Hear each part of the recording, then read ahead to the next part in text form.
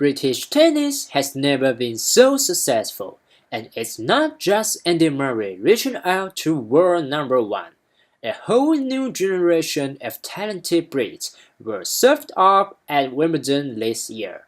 However, underneath the top layer, there are still many different level players are playing tennis, where the local leagues are growing strong more than ever.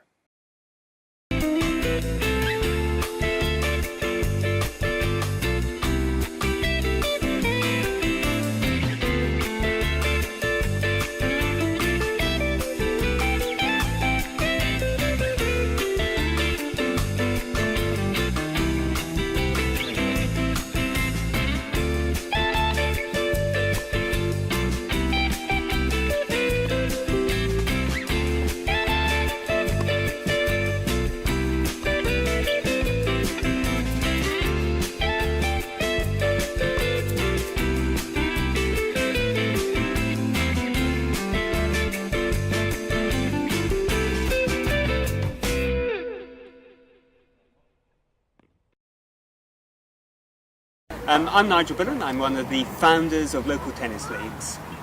We set up local tennis leagues about 12 years ago, and these park courts here was the home of local tennis leagues. Is where the very first league was. Sadly, my partner and I set these leagues up. We just wanted to improve our tennis. It was just a hobby. Somebody had the idea, one of the coaches here, that if we were going to get any better, we really ought to just play more matches, and suggested, why don't you put a notice up, see if anybody wants to play?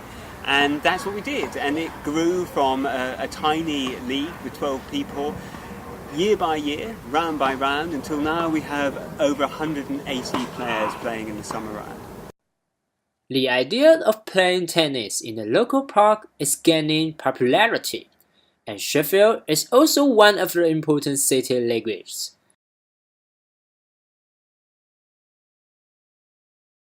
The Sheffield Tennis League was one of our earlier leagues. It began not long after the first league in Highbury.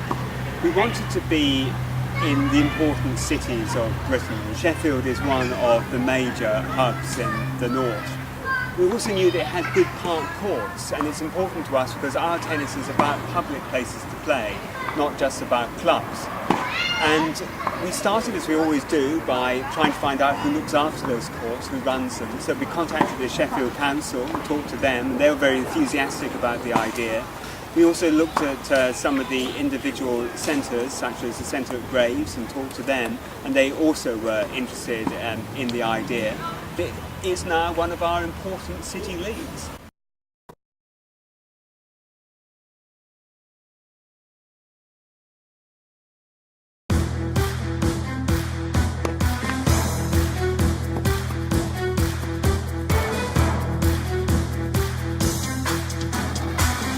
Local tennis, so I saw it in an email from the LTA, so being a member of them through the club, one of the emails came up saying about local tennis leagues, so I hadn't played singles in a few years and decided I'd give it a go.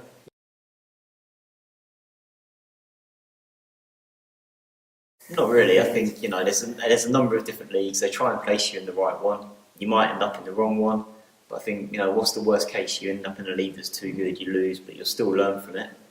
You still play nice players. You can still enjoy the match, and just next time you'll be in the right league and you'll have a good competition. So I think there's nothing to be worried about in it. It's just part of sport. You might win, you might lose. You don't know your competition. It's not like something else where you've played these players before, you've seen them play, or they play at your club, and well, I'll beat him, or he's going to hammer me. You turn up blind. You don't know how old they're going to be. Nothing. So I think there's nothing to worry about. Everyone's in the same boat. Until you've played a few rounds, you really don't know where you stand and what level you are.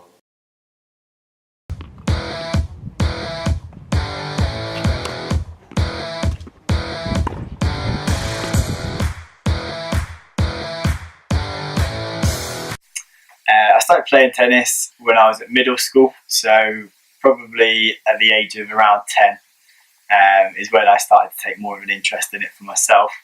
Previously I'd played a little bit with my brothers, but they were much better than me. When I was a young kid, they were 4 or 5 years older than me, so it was a bit more challenging to compete. But when I started to be able to play for myself. That's when I started to take more of an interest in it. Yeah, I think I did see it at a local park. It might have been Hillsborough. There was a banner, and so that initially caught my eye. I think I'm also on the LTA email system, and so I think I saw it on that.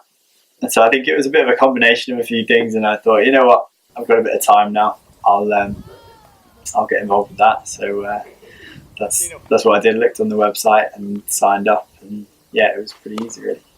I've really enjoyed it. It's been good to meet people and to have some really close competitive games. As I was expecting, some of them weren't quite the same. Some of them weren't easy players to play against. Some of them a bit more tricky. Styles didn't work so well for me to play against them. But generally, I've had some really good games, and I've enjoyed the experience of being part of the league.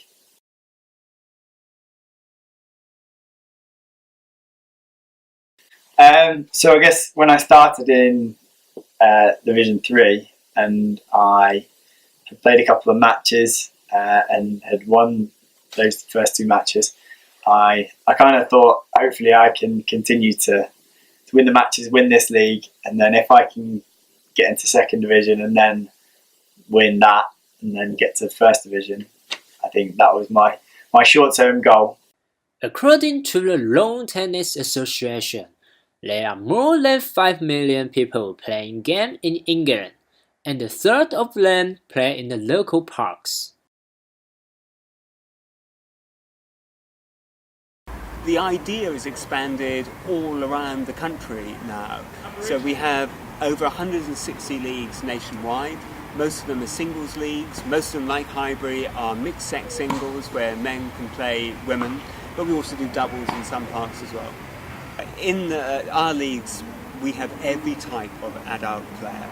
And I think Highbury itself was a kind of magical introduction to that, because literally I didn't know any tennis players when we started the league here. Now I seem to know most of the people who live in Highbury just through these courts. With every type of different player, we have the middle-aged mum playing to the young student who has come to London and doesn't know anybody. They range from 18, which is the minimum age, right up to, well, I think we've got some players in their 70s. And every type of player. I think we have a High Court judge playing in our leagues, and we've certainly had a window cleaner, and we've had a tube driver, and we've had teachers, journalists, almost every type of demographic, every type of job, every type of occupation is catered for. And of course that's one of the great fun things about the league. It's a way of meeting people, and we've had many people who said to me that I would never have met this guy if I hadn't played in the league, but now we're firm friends. And that is a very, very rewarding part of what we've been able to do. Kyle and Ben have been taking part in local leagues for many years and have watched as the local game has evolved.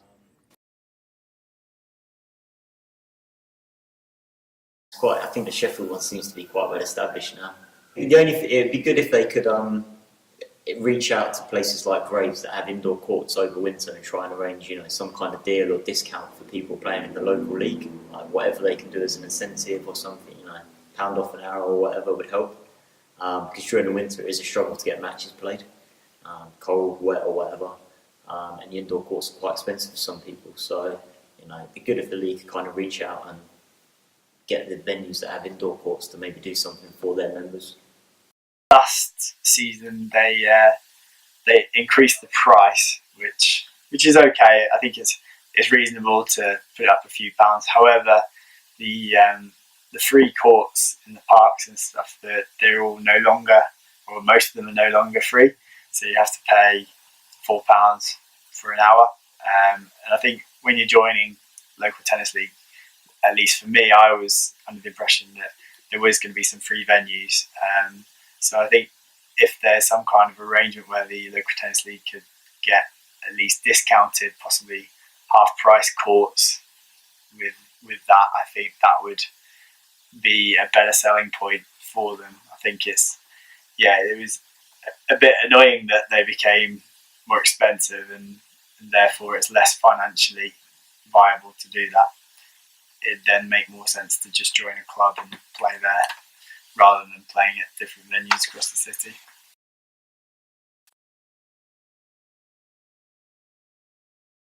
And we have worked very hard over the years to make the tennis as cheap as possible. And when we first started the organisation, we were officially a not-for-profit organisation. And one of the jokes that we have is that we've become very good at not making a profit.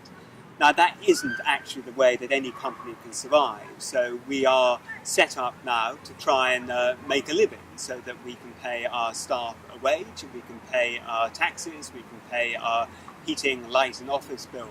A lot of it, unfortunately, is outside our control. So what people charge for court fees isn't something that we can directly influence. Although I am pleased to say that in some cases we've been able to help players achieve a lower off-peak court cost using our influence as the people who set up the leagues. So that has helped a little bit. We did have to put our own fees up. When we first started in 2005, the cost of joining a round was £10. Now it's £18. But I think actually, if you looked at the rate of inflation, it's not so very different. And I think importantly, you have to look at what we offer for that. Part of the £18 includes a free tube of tennis balls. So if you complete 3 matches by the midpoint of the round, whether you won those matches or you lost them, we post to you a free tube of tennis balls. Now that's a very expensive thing for us to do. Not only the cost of the postage and the tennis balls, which we have to purchase ourselves, but actually if you think about the logistics of it, it means there's an awful lot of wrapping up and posting of the tennis balls.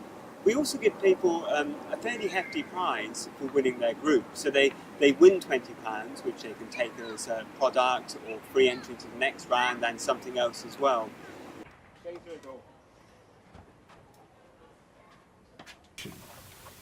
This is the engine room. Here we are in the very heart of the operation. It's from here that we wrap up and send tennis balls all over the country. Literally thousands of cans of tennis balls go to reward players who completed 3 matches by the midpoint of their round. It's quite a job.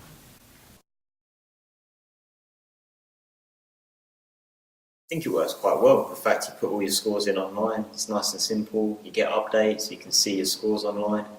You can get all the contact details, you know. I'm not sure there's much else you want from a league, to be honest. So you are extremely satisfied with all of the system. Yeah, I'm not sure what you could do better to organise random people to play matches. So yeah, I think it works well. You know, the price you pay is quite cheap for a league. You play 6 matches or more. You might have to pay for the courts a little bit, but it's not a big spend just to get you into tennis. It's like there's not many cheaper ways to do it. Even with the stuff that the LTA does in certain clubs, you might get a free trial period or something, but again, can you find the players or the coaches without a big spend? Eventually you're going to have to pay a bit of money. So this is a good way to do it, I think, at a fairly cheap price for most people. Pretty flexible when and where you play. Get involved, why not? It worked quite well for me with the knowledge that I was going to be going abroad and could only play until a certain time. So I knew that within that time frame I should be able to play those matches. And so yeah, I personally sent out an email to each of my opponents at the start of each season and tried to get some matches arranged quite quickly so I could get them played, make sure I make the mid-season bonus, and I managed to do that both times. And yeah, I think it's a really good little incentive, that, and generally I think it's run really well. All of the pairs in the league are arranged matches by themselves, which means there were no umpires on court during the match. Therefore, how to authorize the match results could be the big issue. So one of the things that we do differently is to authorize every single match result to the website. So when players play in a local tennis league match, they may not have a referee on court, but they do have someone who cares about the matches. So if I look at my screen now, I see 13 results have come in while we've been out of the office looking at the courts in Highbury. Each of these results will be scrutinised by me or one of the team and sent to the website. If there's a query about it, we'll respond to the query. In that way, we build up tennis knowledge and hopefully give the players a really thoroughly enjoyable understanding of match play.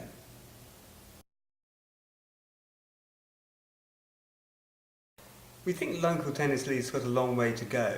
Although we will, by the end of this year, we have nearly 12,000 individual players who have played at some point this year, and we've probably got about 21,000 players who have been in touch with us, played at one time or another. But there's still a very long way to go, and thankfully our partners, the LTA, are doing an awful lot of work now to restore park courts up and down the country, and that means more possibilities for us and our players. So we do hope that we'll continue to grow and add leagues. But I think also the business becomes quite exciting when you have a large body of players who share your goals. And one of the things we have just done recently is a special relationship with the Rafa Nadal Tennis Academy in Mallorca. And we are now their official UK tennis partner for training. And we hope to be running visits out to them later in the year and showing our players what it's like to go to Mallorca and train in those exceptional place to train. Although it's as much a holiday tennis place as it is a serious training place, so you can have every sort of tennis break there.